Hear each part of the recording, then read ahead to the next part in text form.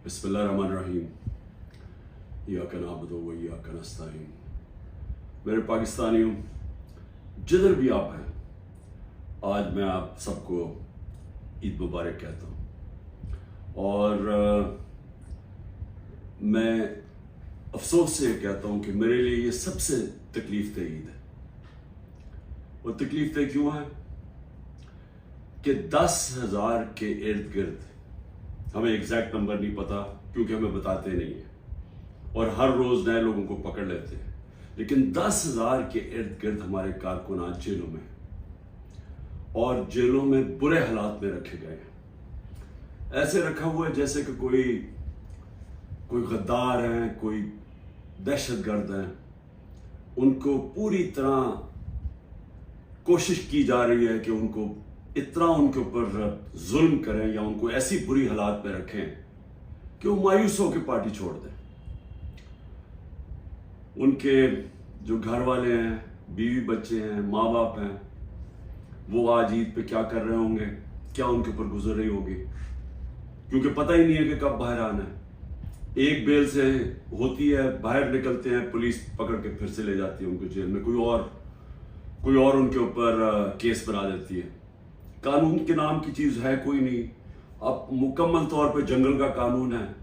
जो ताकतवर है वो जो मर्जी चाहे वो करे, वो चाहे सुप्रीम कोर्ट के फैसले सुने या ना सुने, अदालतों के जज की बात माने या ना माने, कोई फर्क नहीं उनको पड़ता, क्योंकि इस वक्त जिसके पास ताकत है वो जो मर्जी चाहे कर सकता है। तो इसलिए उनके घरों में क्या गुजरी होगी, ये मेरे जो 10,000 के इर्द गिर्द जो कारकुन इस वक्त जेल में है, मैं इसलिए ये ईद तकलीफ में गुजार रहा हूँ। उसके अलावा हमारे पॉलिटिकल लीडर्स हैं, मैं आज उनको ईद मुबारक भी कहता हूँ, सलाम भी करता हूँ, क्योंकि उनको सिर्फ इसलिए जेलों में रखा हुआ है और उनके ऊपर हर किस्म का प्रेशर डाल रहे हैं कि बस वो एक जुमला कह दें कि जी मैं तहरीक इंसाफ छोड़ रहा हूं, फिर सब कुछ माफ हो जाता है।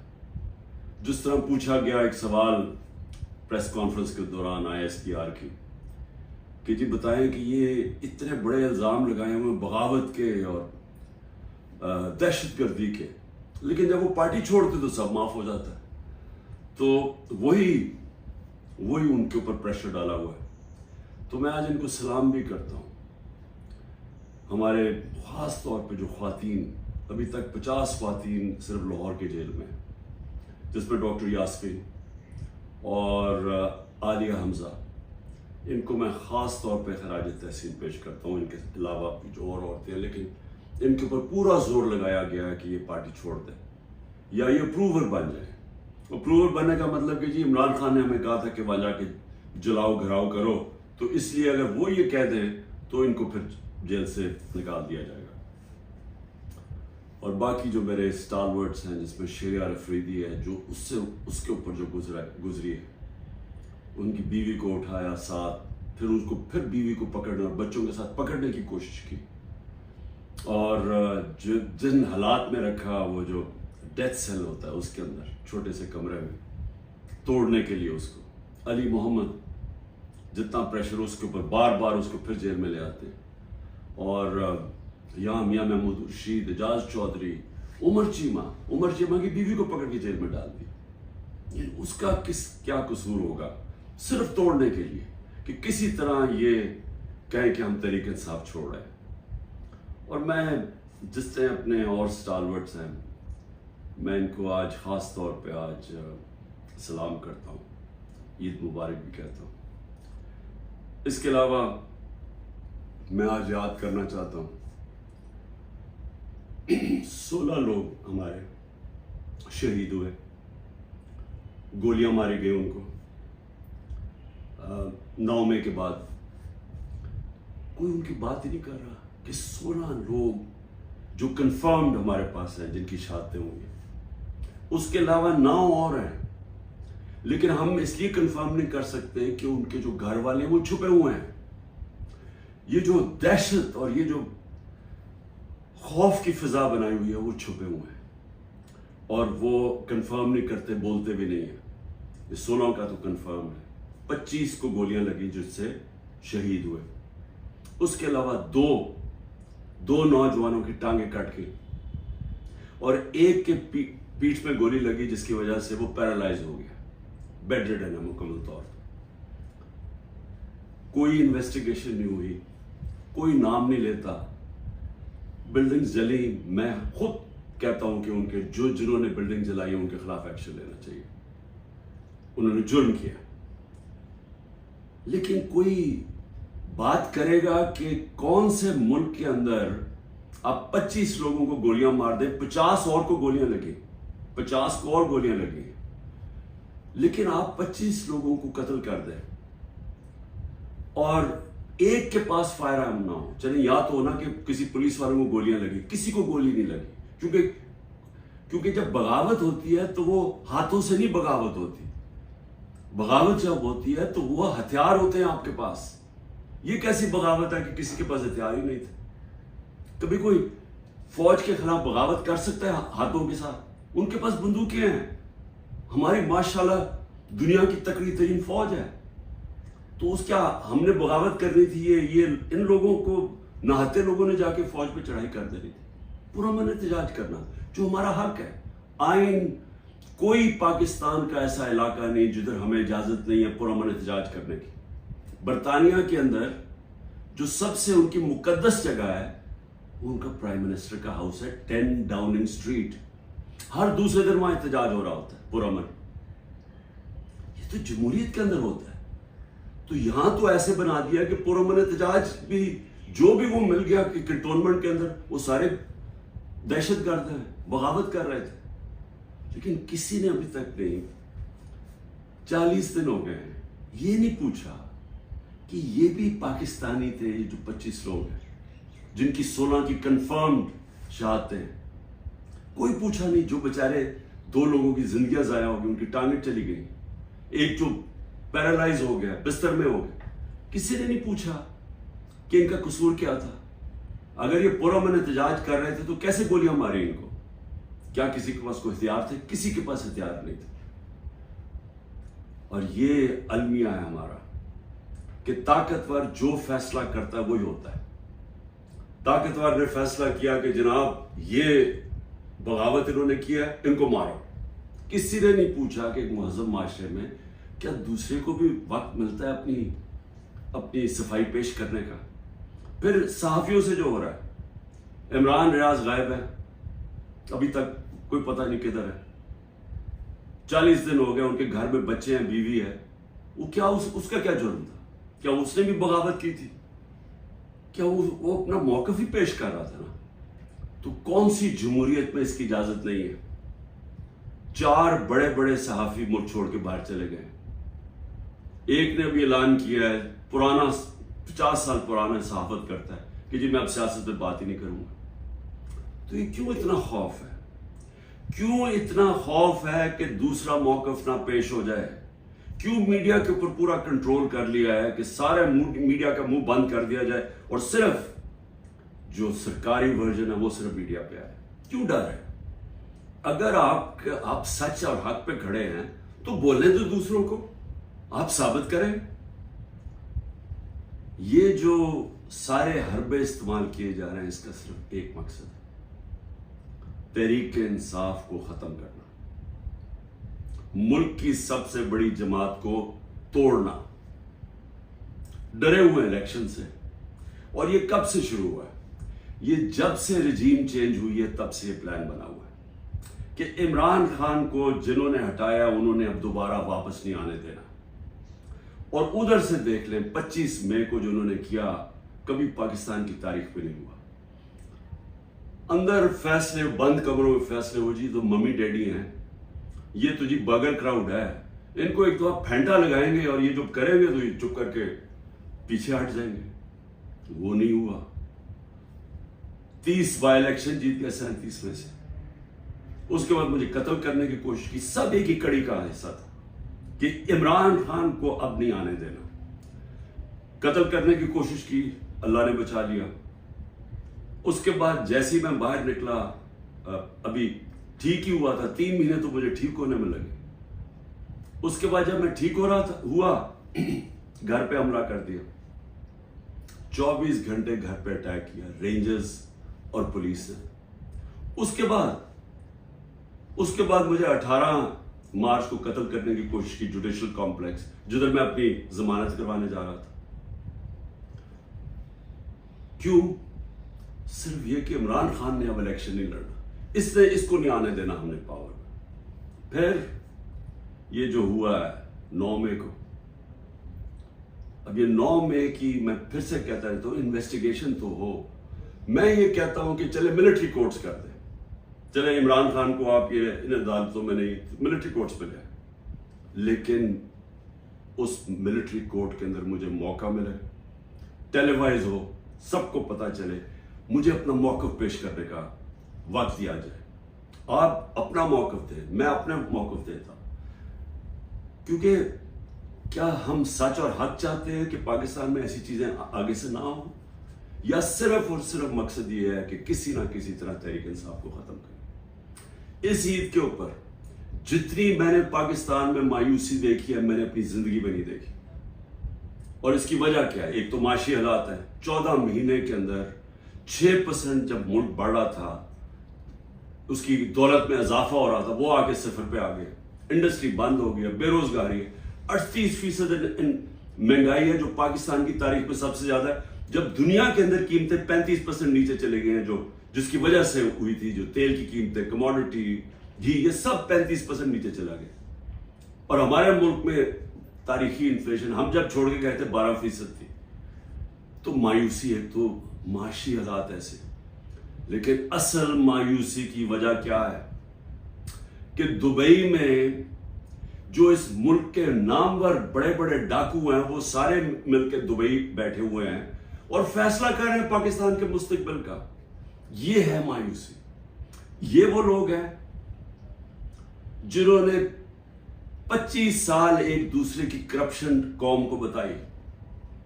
ये 90 की दिहाई में 2 दफा करप्शन में गवर्नमेंट्स गई और एस्टेब्लिशमेंट ने इनको गिरवाया, क्योंकि इनकी ये करप्शन कर रहे थे। इनकी करप्शन के चर्चे पहली दफा है, सारे माल पता चला। फिर ये हुदैबा पेपर मिल के अंदर आया कि शरीफ खानदान कैसा पैसे मुल्क से बाहर निकाल रहे थे, दोनों मुल्क से पैसा चोरी करके बाहर लगा रहे थे, ये इल्जाम थे इन पे। उनको हटाया, जनरल मुशर्रफ आए, उन्होंने इनकी करप्शन बताई दुनिया को कि इन्होंने कैसे मुल्क को लूटा, और फिर एनआरओ दे दिया। 10 साल फिर लूटा इन्होंने। अब वो लोग आज बैठ के, जो मुझे लोगों ने वोट दी थी, इनको इनसे तंग आके वो आज मुल्क के मुस्तकबिल का फैसला कर रहे हैं। ये है मायूसी। यही मुल्क की एस्टेब्लिशमेंट ने इनकी चोरियां बताई हैं। इन्होंने हमें, हमारे जैसे लोगों को बताया कि कौन से, ये जब फलाने मुल्क में गए तो वहां कौन सा जरदारी ने कॉन्ट्रैक्ट किया है। ये वो लोग हैं जिन्होंने पाकिस्तानी फौज को बदनाम किया मेमोगेट में और डॉन लीक्स में। ये वो लोग हैं जिनकी अरबों डॉलर बाहर पड़े हुए हैं। ये वो लोग हैं जिनके बाहर के अखबारों के अंदर इनके चर्चे हैं करप्शन के, किताबों के अंदर इनका बताया हुआ कि ये कैसे दोनों चोरी करते थे। ये आज सारे मिलके बैठ के मुल्क की मुस्तकबिल का फैसला कर रहे हैं। ये है मायूसी आज पाकिस्तान में। इसलिए लोग छोड़ छोड़ के जा रहे हैं। 9 लाख आपके प्रोफेशनल जब मुल्क से निकल जाते हैं, ये डॉलर से भी ज्यादा नुकसान है। जो डॉलर मुल्क से बाहर जा रहा है वो ज्यादा नुकसान है। पूछे, जब आपके मुल्क के अंदर क्वालिटी के लोग नहीं रहते, किधर से आप मुल्क चलाएंगे? जो अगर शौकत खानम बना पाकिस्तान में तो किधर से आए थे? सारे पाकिस्तानी बाहर क्वालिफाइड लोग जिन्होंने आके शौकत खानम में काम किया था, 10% छोड़ के चले गए। और जब उनको रिप्लेस कैसे करेंगे? अगर यही सऊदी अरेबिया में या दुबई में बनता है एक कैंसर हॉस्पिटल, तो वो बाहर से लोगों को, फॉरेनर्स को लेके आते हैं, क्योंकि उनके मुल्क में एक्सपर्टीज नहीं है। हम वो खुशकिस्मत मुल्क है, हमारे पास हर किस्म के प्रोफेशनल बाहर बैठे हुए हैं। तो उनको पाकिस्तान लाना आसान नहीं होता। वो तब आते हैं जब उनको मुल्क पे इत्मीनान होता है। तो जो आज हालात है, ये अगर 10% शौकत खानम के कंसल्टेंट छोड़ के जा रहे हैं, ये हर जगह प्रोफेशनल्स, जो 9 लाख लोग जा रहे हैं, ये अंदाजा नहीं कितना बड़ा नुकसान हुआ है पाकिस्तान को, और होता जा रहा है। उसके अलावा मायूसी ये है कि हिंदुस्तान का जो अमेरिका के साथ मुआहदा हुआ है, अगर ये जो हमारे यहाँ इस वक्त ज़हन बैठे हुए हैं, इनको अगर फुर्सत मिले कि तहरीक इंसाफ को कैसे ख़त्म करना, और सारी एजेंसीज लगी हुई हैं, मुल्क के सारे इदारे लगे हुए हैं उसको ख़त्म करने के लिए, अगर आपको फुर्सत मिले तो आपके खतरे की घंटी बजनी चाहिए, क्योंकि बहुत बड़ा हिंदुस्तान के ज़हन में अब इम्बैलेंस हो गया है। वो हमारे से अपने आप को बहुत ज्यादा ताकतवर समझते हैं, और अगर हमारे रिजर्व 4 अरब डॉलर से भी कम है तो उनके कोई 500-600 अरब डॉलर्स के रिजर्व पड़े हुए हैं। उनके टेक्नोलॉजी के अंदर वो बड़ी तेजी से आगे जा रहे हैं, और उन्होंने जो कॉन्ट्रैक्ट कर लिया टेक्नोलॉजी में, न्यूक्लियर प्रोग्राम में, सोच लें कि आगे वो किधर जा रहा है और हम किधर फंसे हुए हैं। हम फंसे हुए हैं कि एक पार्टी को इंजीनियर करके तो एक पॉलिटिकल इंजीनियरिंग हो जाए, खिचड़ी पक जाए, इस पार्टी को इतनी वोट, इसको इतनी दे, इसको दे, ताकि वो सारे कंट्रोल हो जाए और ऊपर बादशाह सलामत इनको कंट्रोल कर सके। ये गेम चल रही है। मुल्क को कमजोर कर, इससे मुल्क और मजीद कमजोर होगा, और वो आगे बढ़ रहे हैं और ये समझ नहीं है कि जब एक इम्बैलेंस हो जाता है तो खतरा होता है मुल्क को।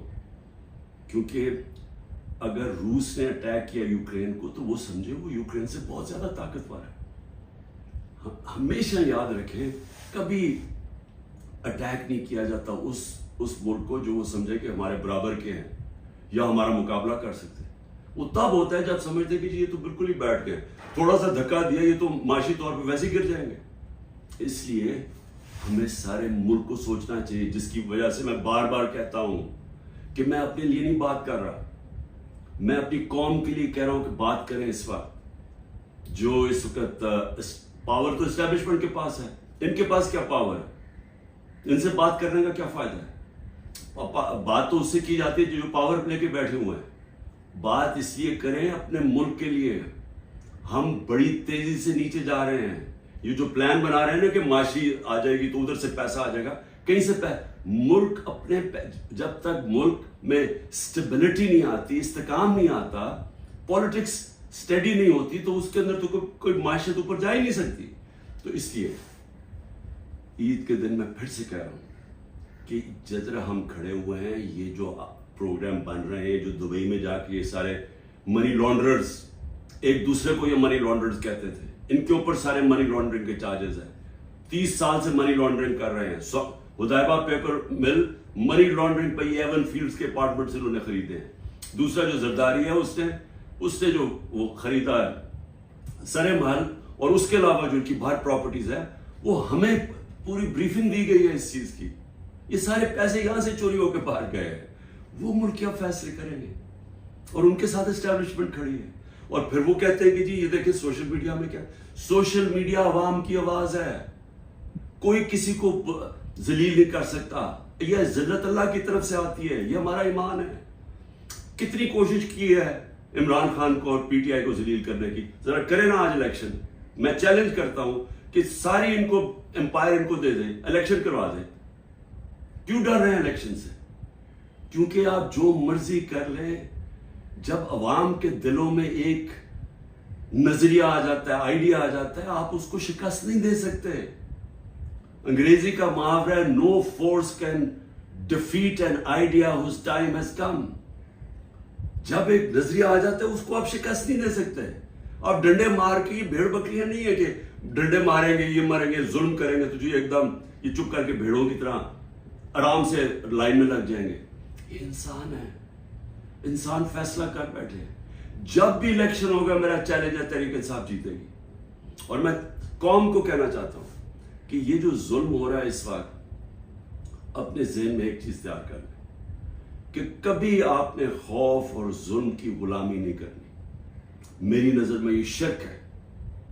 मैं हर कुर्बानी के लिए तैयार हूं। मैं कभी तस्लीम नहीं करूंगा ये जो पूरी खिचड़ी पक रही है और हमें समझ रहे हैं कि ये खौफ दिला के जेल में डाल के, या ये जो मेरे घर वालों के ऊपर, बीवी के ऊपर, बहनों के ऊपर, रिश्तेदारों के ऊपर जो कर रहे हैं, अगर इनका ख्याल है कि इसकी वजह से मैं पीछे हट जाऊंगा या हाथ खड़े कर दूंगा, इस गलत, क्योंकि मैं इसको शिर्क समझता हूं। ला इलाहा इल्लल्लाह का मतलब अल्लाह ने हमें इंसान की गुलामी से आजाद किया है। अल्लाह ने हमें अपने ज़मीर के मुताबिक कहा कि स्टैंड लो, तो हमें कभी ये तस्लीम नहीं करूंगा।